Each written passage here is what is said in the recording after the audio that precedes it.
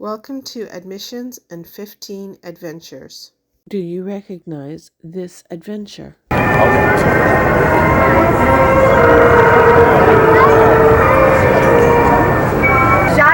and we're aboard the Snow. Snow White.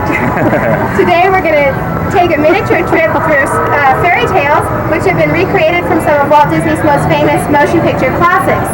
Before we do so, I'd like to ask that you please keep your hands and arms inside the boat at all times, and please remain seated for your safety. Thanks a lot. It looks like we're being swallowed by Monstro, the very same whale that swallowed Pinocchio. Now we know how Pinocchio must have felt. Right up above us is a darkened area where Pinocchio lit the fire that made Monstro sneeze. And he sneezed so hard that he blew his tail off. And this is how we enter Storybook Land.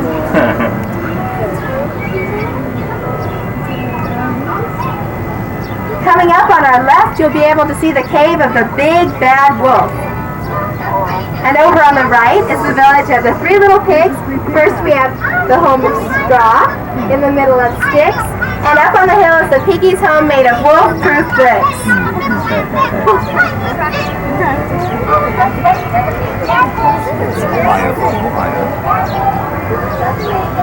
Coming up on our left is the English village of Alice in Wonderland.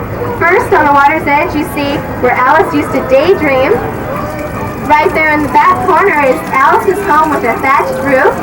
And if you take a real close look, you can see the mailbox of the White Rabbit.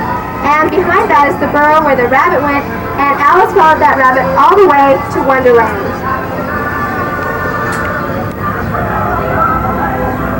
Right here in the middle of our canal, we've got London Park, which happens to be where Tinkerbell and Peter Pan taught John, Wendy, and Michael how to fly all the way to Never Never Land. Oh, that's the fucking movie. And straight ahead, we've got Toad Hall, and this is from The Wind in the Willows. At the water's edge, you can see Ratty's home. Ratty was the caretaker for Mr. Toad, and would you believe that he cleaned 9 chimneys every single day, even though Mr. Toad only had one fireplace?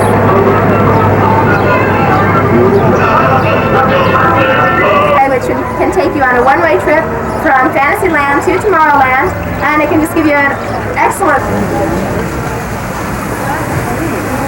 Looks as if we're coming up to a pretty dark and shadowy cave here. I wonder what's in there.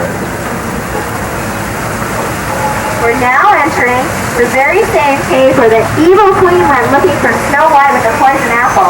And right here on the right is some of the Seven Dwarfs' work.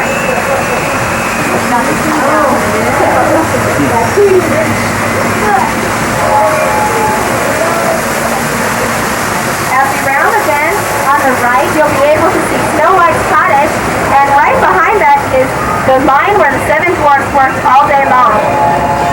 That's a nice one. Over here on the left, you can see Cinderella's village. First is the home where Cinderella lived with her 2 evil stepsisters and her wicked stepmother. And up on the hill, you can see the castle where Cinderella's life changed and she met Prince Charming at the ball. Right on the cliff over there, take a look and you can see the pumpkin that was once Cinderella's carriage. And there we have the village where Prince Charming went looking for the lovely lady that lost the glass slipper, who we all know is Cinderella.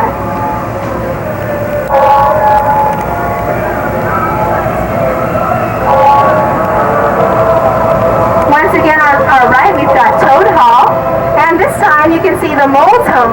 The mole is Mr. Toad's best friend, and it just looks like he may be home. His boat stopped right outside.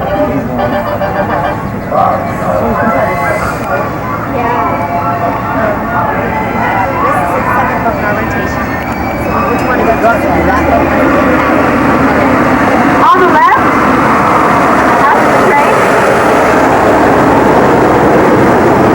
is the giant patchwork quilt. It's one of the most unusual designs of its kind. Actually, it's made of 50 desert plants, and it was inspired by the story Lullaby Land. Over on the right, we're passing Alice's village once again. This time, take a look at the church where Alice went to Sunday school. And by the way, all the plants cut Coming up on the left are the Dutch mills from the old mill. And that first mill right there on the left is where all the animals went for refuge after the Great Flood in Holland. Straight ahead is Geppetto's village from the story Pinocchio. The building right there is where Pinocchio was carved. Geppetto wanted a boy so bad that he carved one out of wood, and then Pinocchio became a real life boy, and his nose grew every time he lied. Okay.